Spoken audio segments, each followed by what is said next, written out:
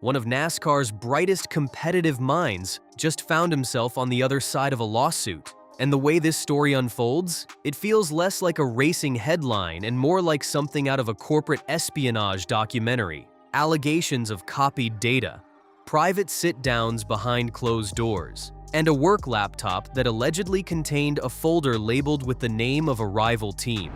This is the legal battle between Joe Gibbs Racing and Chris Gabehart, and if even half of what's in the filing is accurate, this could become one of the most talked about disputes in modern NASCAR history. Let's rewind, because the backstory makes this even more dramatic. If you've watched the Cup Series any time over the past 5 years, you know Gabehart's name. From 2019 through 2024, he was the strategist on top of the pit box for Denny Hamlin. Together, they became one of the most dangerous driver-crew chief combinations in the garage. 22 Cup wins, 2 Daytona 500 trophies, multiple championship 4 appearances. Every season, they looked like title favorites. Every season, they came painfully close. The championship never materialized, but their consistency and raw speed were impossible to ignore. Around the garage, Gabehart wasn't just respected, he was considered elite, calculated, fearless with strategy, a difference maker. Then came 2025. Ahead of the season, Joe Gibbs Racing made a bold internal move. Gabehart was promoted from crew chief to competition director, overseeing the broader Cup program. Instead of calling races for one car, he would help shape the direction of the entire organization. And statistically, it paid off. JGR had its strongest season in 6 years. 3 cars finished inside the top 5 in points. Hamlin was just 2 laps shy of winning the championship at Phoenix. From the outside looking in, 2025 felt like a resurgence for the organization, and Gabehart was a central piece of it. So how did it unravel so quickly? According to the lawsuit filed by Joe Gibbs Racing, the fracture point came just 4 days after the championship race at Phoenix. On November 6, 2025, Gabehart reportedly met with team owner Joe Gibbs. What he asked for in that meeting allegedly changed everything. Per the filing, Gabehart wasn't satisfied with his competition director role. He wanted expanded authority, full oversight of every racing-related department, engineering, development, performance, strategy, not shared leadership, complete control. Joe Gibbs declined, and that decision aligns with Gibbs' leadership history. Before becoming a NASCAR owner, he won 3 Super Bowls as an NFL head coach, with 3 different quarterbacks. His management style has never revolved around one person running the entire operation. JGR is structured, layered, and supported by deep technical resources and manufacturer backing. Handing total operational power to one voice? That wasn't how Gibbs wanted to operate. According to the complaint, Gabehart then expressed a desire to leave the team. JGR began drafting what they describe as a generous separation agreement. The conditions were straightforward. He could pursue opportunities elsewhere, but he couldn't recruit JGR employees, and he had to return all team property and confidential materials. That should have been the end of it. Instead, it was the beginning. While preparing the agreement, JGR leadership reportedly learned that Gabehart had been meeting with Spire Motorsports co-owner Jeff Dickerson. That discovery triggered internal concern and ultimately a forensic review of Gabehart's company-issued laptop. What investigators claim they found is where this situation escalates. First, the laptop had been synced with a personal Google Drive account. That alone raised compliance questions.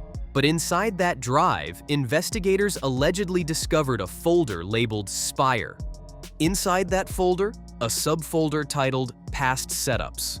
According to JGR's filing, that folder contained race setup files belonging to Joe Gibbs Racing on a personal cloud account, organized under the name of a competing team, and the timeline only makes it more explosive. The lawsuit alleges that on November 7th, the day after his meeting with Joe Gibbs, Gabehart accessed JGR's internal network and spent approximately 15 minutes photographing his laptop screen with his personal cell phone. What was displayed on those screens, according to the complaint, was a comprehensive post-season audit, payroll information, driver compensation structures, sponsor revenue details, pit crew analytics, tire degradation models, engine output data, internal competitive metrics. In other words, the kind of information teams guard with extreme sensitivity. The filing goes further, claiming the Google Drive folder included roughly 20 setup files, fuel mileage projections, tire analysis documents, photos of technical components, and a comparative performance document analyzing a JGR driver against a Spire driver using JGR's proprietary tools. If accurate, that suggests more than passive possession of data. It suggests potential competitive application.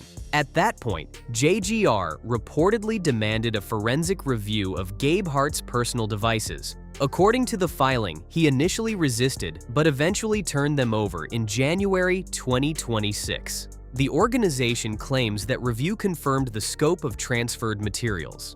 Then came another twist.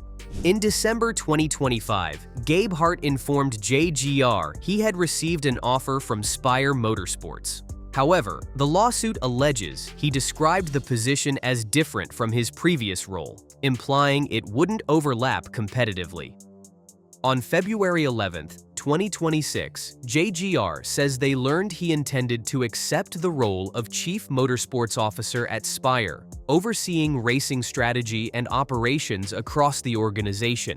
That's not a lateral shift. That's executive-level influence. Now, it's important to be clear. These are allegations contained in a legal filing. They have not been adjudicated in court. Gabehart has not been found liable, and legal disputes often include aggressive interpretations from both sides. But perception matters in NASCAR. This is a sport built on intellectual property, simulation tools, setup notebooks, tire modeling, aerodynamic development. Teams invest millions chasing marginal gains. A few hundredths per lap can decide a championship. If proprietary information crosses team lines, even inadvertently, it strikes at the heart of competitive balance. For Gabehart, this lawsuit represents more than a legal fight. It's a reputation test. For years, he was viewed as one of the sharpest strategic minds in the garage. Now, that reputation hangs alongside a 30-page complaint filled with technical allegations. For Spire Motorsports, it presents a strategic decision: stand firm and contest the claims, or create distance to protect long-term credibility. And for the rest of the garage, this case is a cautionary tale about digital security, internal controls, and the razor-thin line between opportunity and liability. Because in modern NASCAR, the battle isn't just on the racetrack, it's in the data servers, the simulation rooms, and apparently, the cloud storage folders. So now it's your turn. Did Gabehart cross the line? Or is this a contractual dispute being escalated for leverage? Does Joe Gibbs Racing win decisively? Or does this settle quietly before it ever reaches a courtroom? One thing is certain: the entire NASCAR world is watching. Drop your thoughts below, and if you want deeper breakdowns of the stories shaping the sport behind the scenes, not just the checkered flags, but the power plays, make sure you're subscribed and locked in.